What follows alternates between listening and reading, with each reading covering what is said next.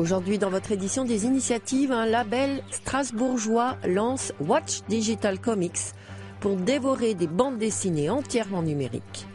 Moins de courrier, les facteurs ont pourtant une nouvelle carte à jouer, comme s'occuper des personnes isolées. Mais avant cela, un séjour dans le village du Secours populaire de Gérardmer pour des enfants d'ici et d'ailleurs. La barrière de la langue ne les empêche pas de se faire de nouveaux amis. Toi.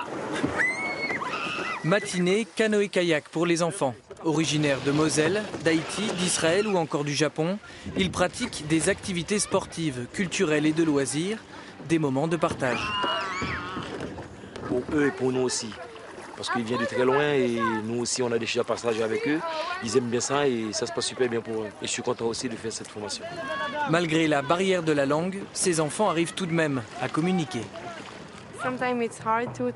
Parfois c'est dur de discuter parce qu'on ne parle pas la même langue. Mais on trouve des moyens pour échanger.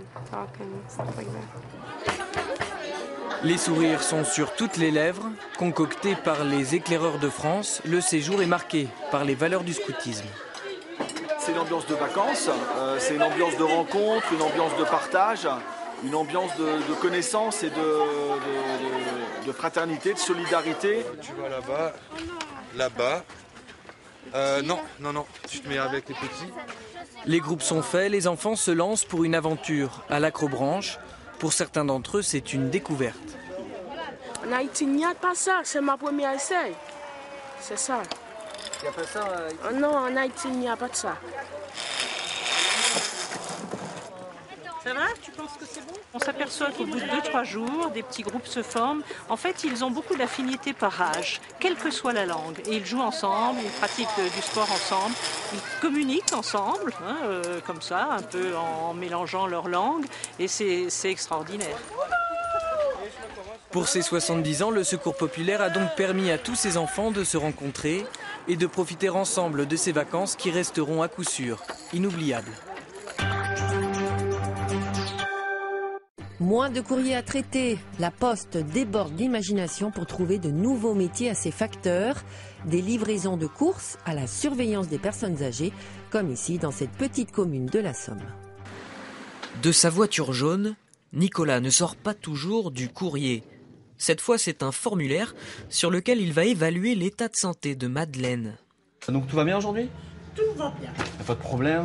Problème de santé, on n'a pas de vertige? Je suis en pleine forme. 1 à 2 fois par semaine pendant l'été, le facteur veille ainsi sur les personnes isolées. Je trouve que c'est bien. On est sécurisé et puis mes enfants aussi. 5 personnes âgées bénéficient du service pour la première fois dans le département. Les PTT, c'est un organisme sérieux, ça a toujours été. Donc on leur fait confiance d'office. On sait qu'ils ont moins de travail qu'autrefois. Donc s'ils peuvent compenser par une autre prestation, pourquoi pas? Les effectifs de la Poste ont déjà été réduits d'1 tiers en 13 ans. Beaucoup de postiers sont convaincus qu'il faut se renouveler. Pour garder notre travail, c'est nos emplois qui sont en jeu aussi. Et financièrement, il faut trouver d'autres moyens de gagner de l'argent. La Poste entretient son image de proximité. La mairie, elle, ne paye pas cher pour 2 mois de prestations. Le service coûte 490 €. Donc c'est un rapport qualité-prix qui nous semble tout à fait raisonnable pour le service rendu. Depuis quelques années, la Poste délivre des médicaments, des croquettes aussi, ou réalise des sondages pour lesquels des entreprises payent. C'est aujourd'hui une vraie activité qui se développe et qui finira par apporter de la rentabilité à l'entreprise. Aujourd'hui, les nouveaux services ne représentent que 200 millions d'euros de chiffre d'affaires contre 11 milliards pour le courrier traditionnel. Mais la Poste compte accélérer le mouvement. Adieu la BD papier, voici un nouveau moyen de dévorer les bandes dessinées.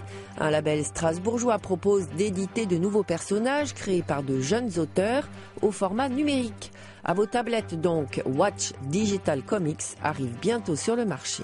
Ça s'appelle Watch Digital Comics. C'est de la BD disponible sur tout appareil numérique, téléphone, tablette, ordinateur, conservable dès que téléchargé, sur abonnement annuel 600 pages, 36 €, avec un système de série et des contenus inédits parce que fait par de jeunes auteurs. En fait, c'est super difficile pour de jeunes auteurs de trouver des premiers contrats, parce que souvent les grands éditeurs sont un peu, on va dire, frileux de faire donner leur chance à des nouveaux.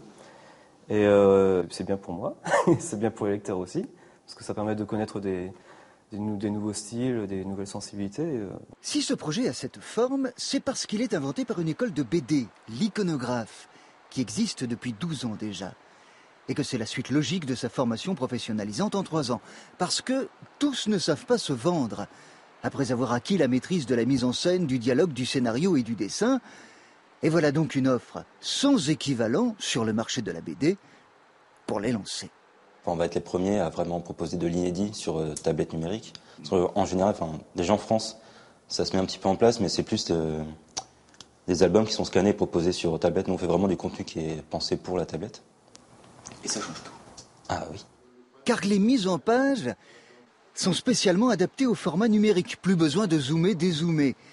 Les histoires sont en français et en anglais. Le marché américain est visé puisque là-bas, 20% de la BD se lit déjà sur tablette. Au final, ces jeunes auteurs auront beaucoup plus de visibilité qu'un jeune auteur qui débute chez un éditeur traditionnel, dont le bouquin sera tiré à 2 ou 3 000 exemplaires et est vendu à 500.